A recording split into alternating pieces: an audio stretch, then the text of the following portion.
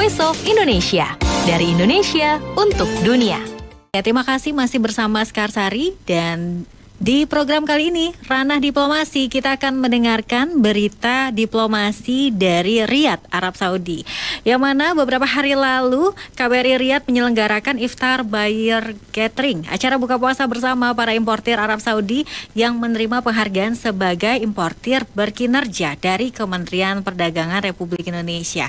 Nah, kita akan berbincang-bincang bersama dengan Dr. Gunawan atas perdagangan KBRI Riyadh, Arab Saudi. Penasaran dong ya, kira-kira produk Indonesia seperti apa sih yang banyak diimpor di Arab Saudi. Nah, kita sudah bersama dengan Bapak Gunawan. Apa kabar, Pak? Sehat-sehat?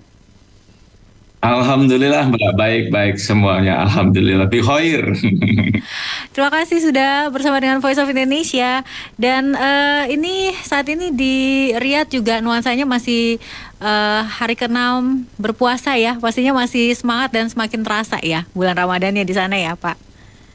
Semangat terus, Mbak. Baik. Tanpa kendor istilahnya. Tanpa kendor.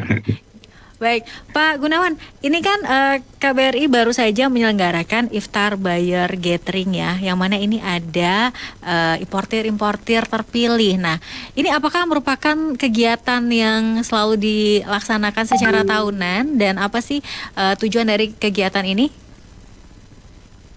Terima kasih, Mbak. Jadi memang kita itu memberikan penghargaan kepada importir berkinerja itu memang tidak setiap tahun, Mbak, karena yang mendapatkan predikat sebagai importer berkinerja ini tidak semua negara mendapatkan. Jadi, iya betul. Jadi ini memang ada kriterianya sehingga Kementerian Perdagangan ini selalu memberikan penghargaan ini. Jadi kalau kami boleh sebutkan, Mbak ya, itu kriterianya itu memang cukup ketat yang dipersyaratkan oleh Kementerian Perdagangan ketika memberikan predikat importer berkinerja ini, dan namanya dikenal kalau di Kementerian Perdagangan itu namanya Prima Duta namanya. Prima Duta. Oke. Ya, betul. Apa aja nih Pak yang syaratnya yang sulit ini? Jadi persyaratannya itu, Mbak, itu ada beberapa kriteria. Salah satunya itu yaitu importer ini tercatat itu secara katakanlah 5 tahun terus menerus itu loyal, dan importernya itu dari produk dari Indonesia itu terus meningkat, Mbak. Itu juga merupakan kriteria utama seperti itu. Jadi belum tentu importer yang mengimportir itu mendapatkan, karena bisa jadi tahun ini naik, kemudian tahun berikutnya turun, terus kemudian tahun berikutnya misalkan nggak mengimpor produk Indonesia. Jadi ada 2 catatan. Yang pertama yaitu loyal. Loyal artinya itu terus-menerus mengimpor dari kita, dan tiap tahun tuh naik terus seperti itu, Mbak. Itu yang menjadi catatan. Nah, itu. Terus kemudian jangka waktunya berapa tahun tuh, Pak? Mohon maaf.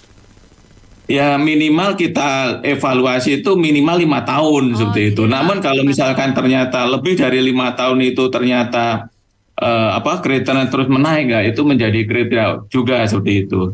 Terus kemudian ternyata importer itu juga nggak hanya loyal dan terus meningkat.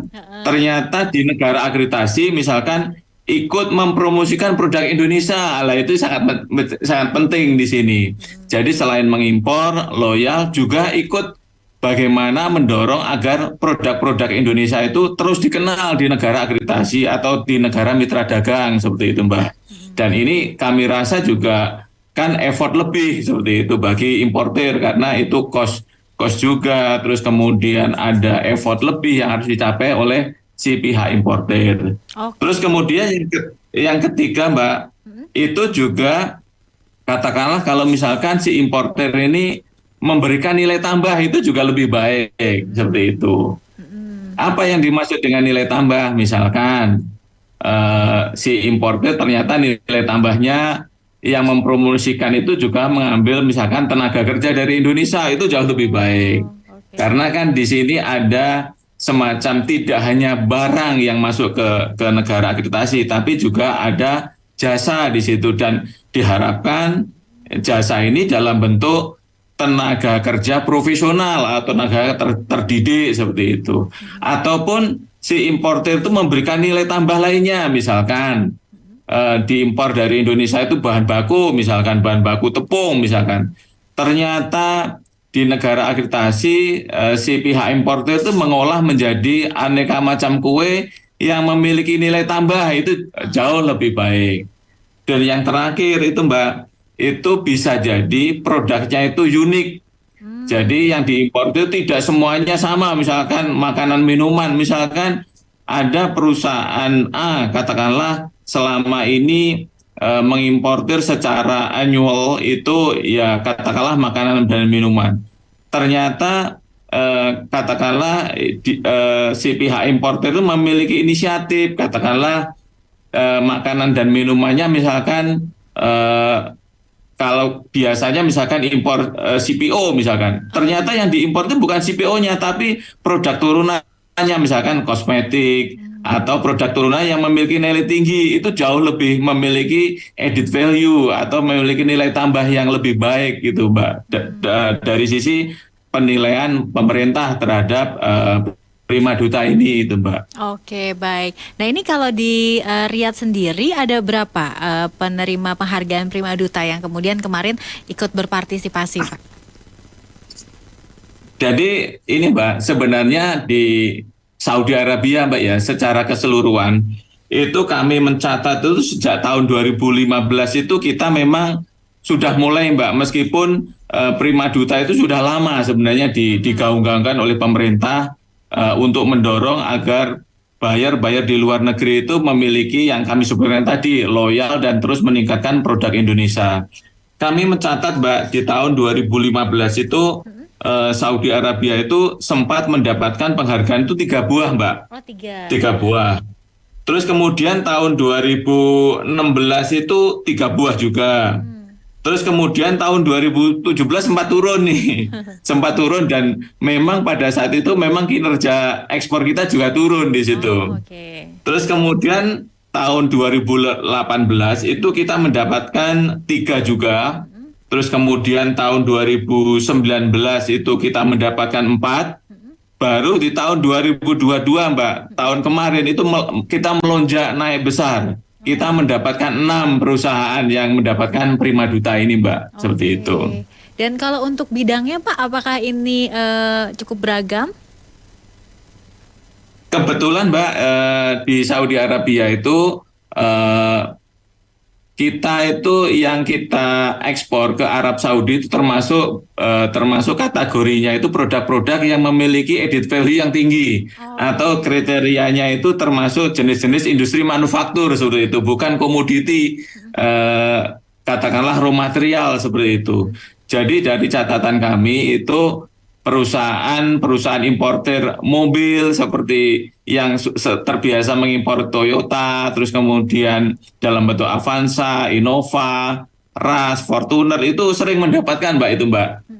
Karena memang komposisi kita, ekspor kita ke Arab Saudi itu memang didominasi oleh produk otomotif seperti produk Toyota tadi. Terus kemudian juga perusahaan ban itu juga sering mendapatkan dari Arab Saudi ini. Kebetulan produk yang diimpor ke Arab Saudi ini kebanyakan ban mereknya itu Arciles Mbak. Dan itu benar-benar produk Indonesia itu yang Arciles itu. Terus kemudian juga ada perusahaan namanya Muhammad Bawazir for Trading, itu juga mendapatkan, itu kriterianya itu produk-produk seperti saus, terus kemudian kue dari Danisa, dari Mayora, seperti itu banyak diekspor ke sana. Terus kemudian ada perusahaan lain namanya itu Said Bawazir Trading Company, itu juga banyak mengimpor produk-produk seperti kalau di Indonesia ada sambal Indofood, kecap Indofood, kecap ABC, sambal ABC, itu di sini banyak banget. Dan kebetulan ini juga sister company-nya itu juga membuat Indomie di Arab Saudi, namanya Penhill namanya. Jadi orang Arab itu sekarang itu kalau misalkan dalam image mereka ketika bepergian itu mereka selalu membawa Indomie Mbak, itu sudah nggak heran lagi seperti itu. Dan ketika orang-orang Indonesia ketika masuk ke Arab Saudi itu sangat banyak dijumpai, hampir semua toko di Arab Saudi itu banyak kita jumpai Indomie lah seperti itu. Itu juga ada. Terus kemudian perusahaan importir buku, stationery seperti Jarir itu juga mengimpor produk Indonesia, itu juga mendapatkan Prima Duta juga. Jadi memang beragam Mbak yang mendapatkan penghargaan dari pemerintah Indonesia. Dan dari catatan kami di tahun 2022 kemarin itu ada 6 perusahaan itu namanya Arokip. Ini perusahaan baru Mbak, memang perusahaan maksudnya baru mendapatkan tahun lalu aja mendapatkan, sebelumnya belum pernah mendapatkan. Dan hebatnya Arokip ini mengimpor produk-produk UMKM banyak Mbak. Jadi apa, ini Pak, membantu produknya itu Pak? Ya. Produk Ya. UMKM-nya seperti apa? Produk UMKM yang diserap oleh Arokip atau diimpor dari Arokip itu produk mie telur Mbak. Jadi memang perusahaan inilah rumah tangga, mereknya mie telur. Jadi kalau kita pernah dengar iklan di Indonesia katakanlah mie telur seperti itu, mereka itu yang impor. Terus kemudian beras Indonesia itu juga yang mengimpor itu Arokip ini. Okay. Terus kemudian ada perusahaan namanya Sami Al-Katiri. Kalau Mbak sering minum teh botol sosro, apapun makanannya, minumannya teh botol sosro, ya itu importernya namanya Sami Al-Katiri itu namanya. Okay. Terus kemudian yang kami sebutkan tadi SBTC yang banyak mengimpor seperti Indofood, ABC seperti itu. Terus kemudian Al-Migdad Holding Company juga ini juga perusahaan baru. Terus kemudian College Stationery ini ATK itu juga kategorinya baru Mbak, mendapatkan di tahun 2022. Jadi memang dengan bermunculannya perusahaan-perusahaan baru ini memang akhirnya ini Mbak, ini memacu juga bahwa ternyata dengan adanya penghargaan Prima Duta itu mereka juga pengen mendapatkan, jadi mereka akhirnya berlomba-lomba untuk mengimpor produk Indonesia itu jauh lebih baik seperti itu. Oke, baik. Dan ini ternyata membuktikan ya Pak bahwa produk-produk Indonesia ini sangat bisa bersaing. Dari mulai UMKM-nya, kemudian juga tadi makanan-makanannya, rasanya seperti di Indonesia aja ya. Hampir semuanya bisa ditemukan. Bahkan sampai ada Pen Hill tadi ya namanya ya Pak ya. Iya betul. Itu ya. Nah, tapi Pak kemudian setelah mendapatkan penghargaan ini, pastinya mereka merasakan rasa bangga gitu ya dan menjadi bagian dari keluarga besar Indonesia gitu bisa dibilang. Tapi Pak, apakah juga ada semacam privilege lainnya yang mereka dapatkan dengan Prima Duta ini? Jadi ini Mbak, kita sebagai tim KBRI, kita privilege yang kita berikan tuh ya.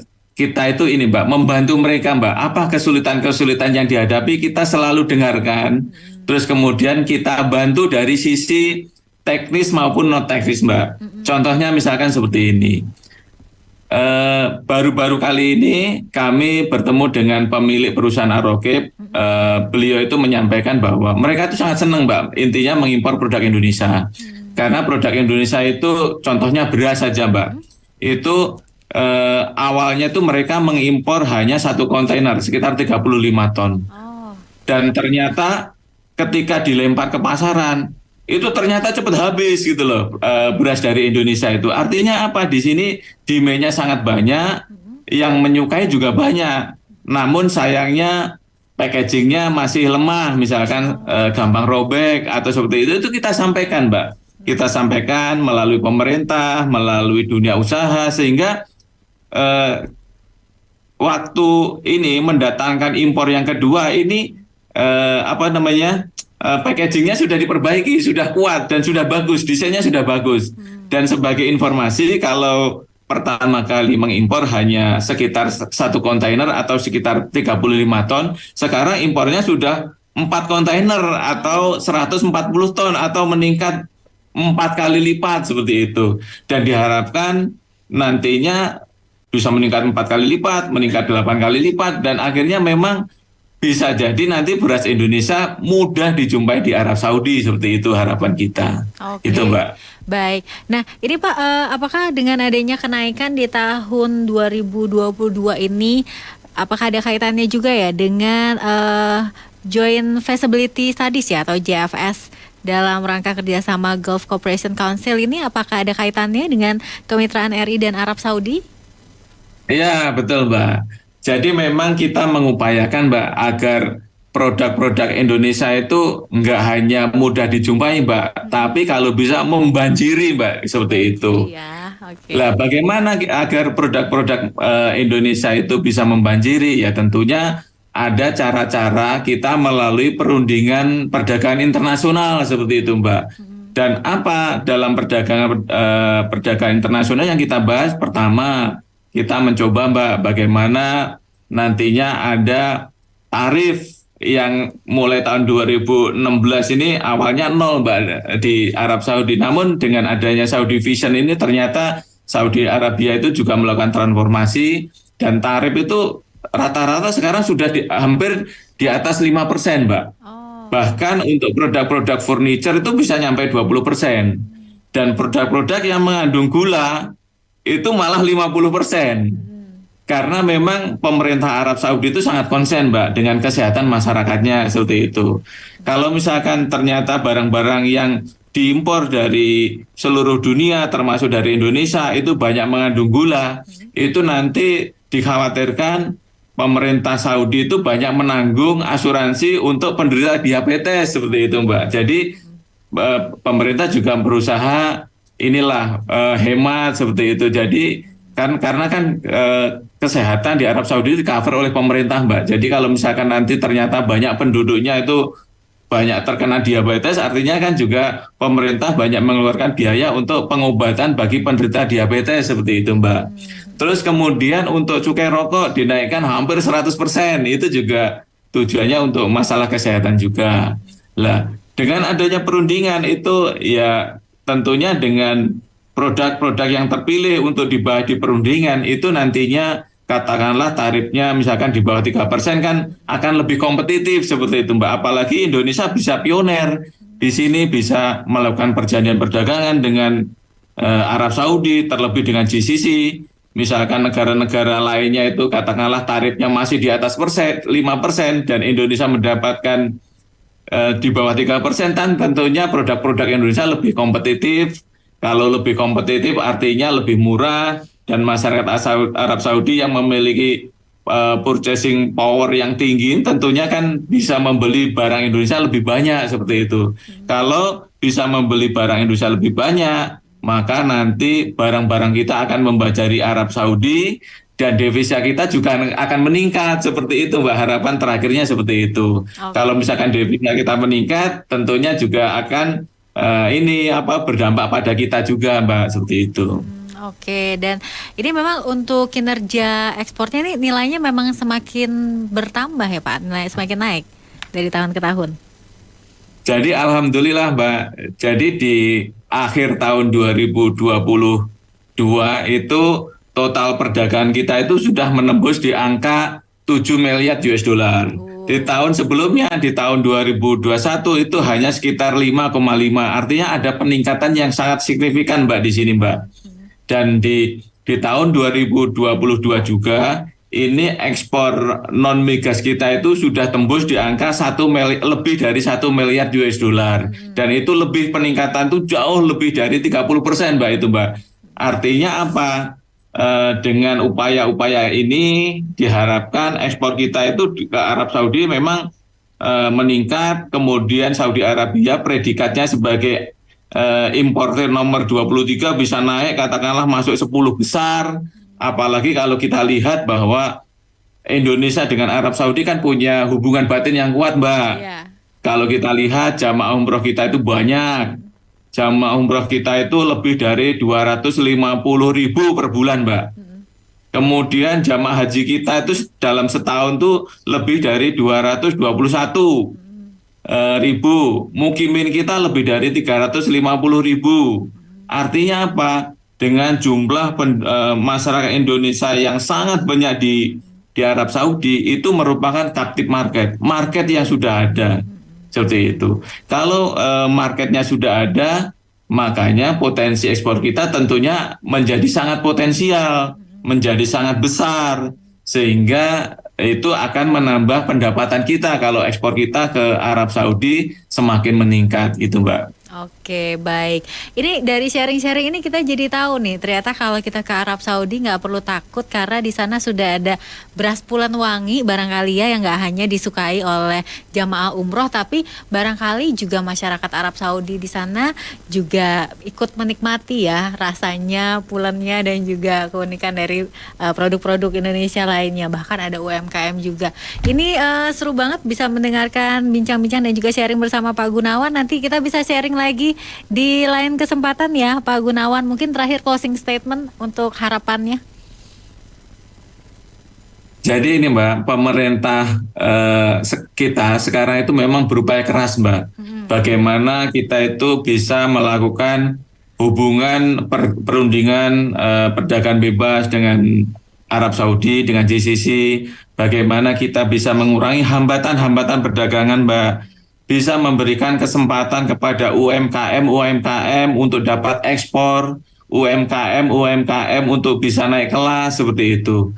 Kalau misalkan itu semua akses pasarnya kita buka sebesar-besarnya ke Arab Saudi, tentunya semua masyarakat Indonesia itu sangat potensial untuk bisa melakukan ekspor, Mbak. Bisa jadi Mbak nanti juga sebagai eksporter muda nanti ke Arab Saudi, dan itu harapan kita bisa mencetak eksporter muda yang sangat dinamis sehingga bisa membantu perekonomian negara kita Mbak, dan target kita di tahun 2045 kalau bisa menjadi negara maju itu bisa tercapai dengan baik, seperti itu Mbak.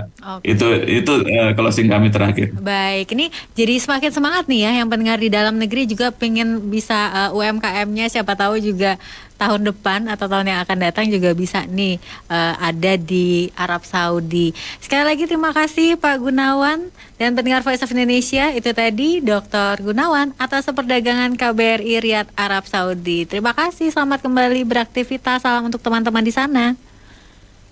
Terima kasih Mbak. Salam juga untuk teman-teman di Indonesia Mbak. Selamat berkarya buat bangsa dan negara. Selamat menjalankan ibadah puasa. Selamat menjalankan ibadah puasa. Voice of Indonesia, dari Indonesia untuk dunia.